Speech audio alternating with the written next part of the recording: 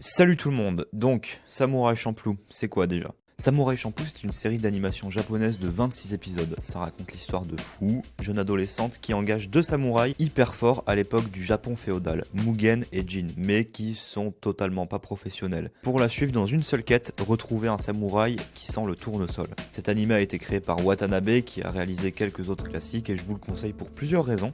Déjà, la musique. La bande son de Samouraï Champloo a été réalisée par Force of Nature, Tsuchi, Fat John et surtout le regretté Nujames qui est décédé en 2010 dans un crash de voiture.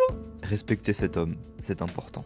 C'est un de mes artistes contemporains préférés et c'est un des précurseurs du lofi hip-hop, faut le savoir. Hein. Et il y a plusieurs raisons. Il avait un style bien à lui, il a incorporé des samples originaux dans ses musiques et son petit ton de jazz dans chacun de ses morceaux font de lui un maître incontesté.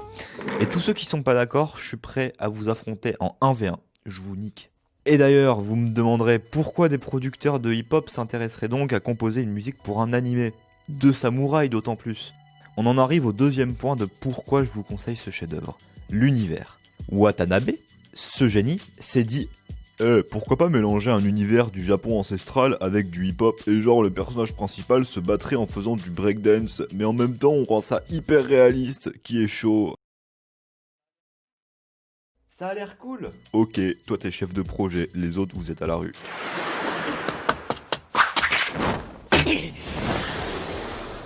C'est ce que c'est d'ailleurs Samouraï Champloo, un univers mélangeant la culture hip-hop rap avec l'époque des empereurs. C'est pas trop cool ça? On a des battles de graffiti, des transitions entre scènes en scratch de platine vinyle, des rappeurs qui pop de manière random.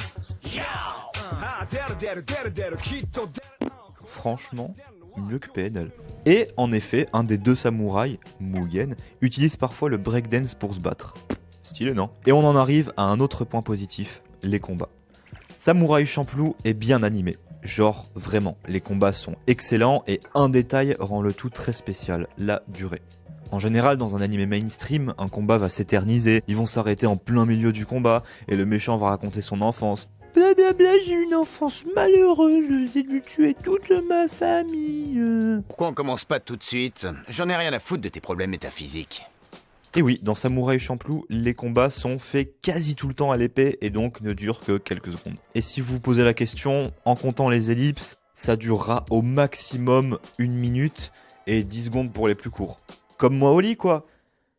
L'histoire.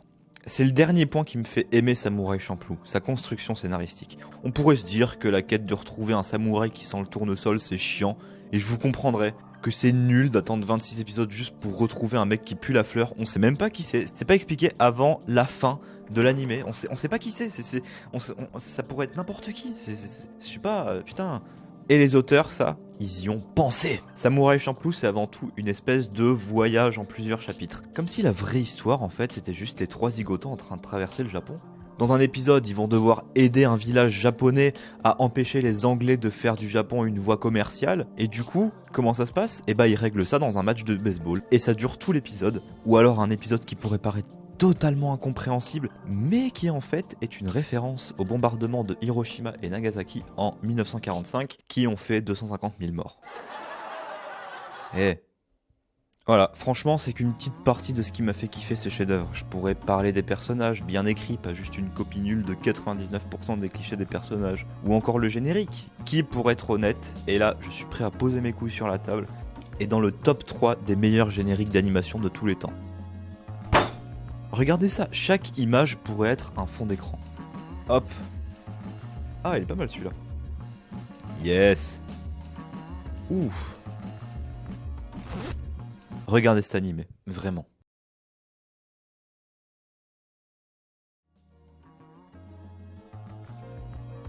Bonjour, il est 3h du mat, je suis en train d'enregistrer ça à l'improviste. Juste pour vous dire que j'ai ouvert un Discord et donc venez si vous voulez. Mais venez seulement si vous êtes motivé par le dessin et l'animation. On est déjà une 60aine, donc ça commence déjà un peu à être actif. Et voilà, et juste pour vous dire aussi que je vais peut-être me mettre à faire des lives, je sais pas, peut-être. Parce que c'est drôle.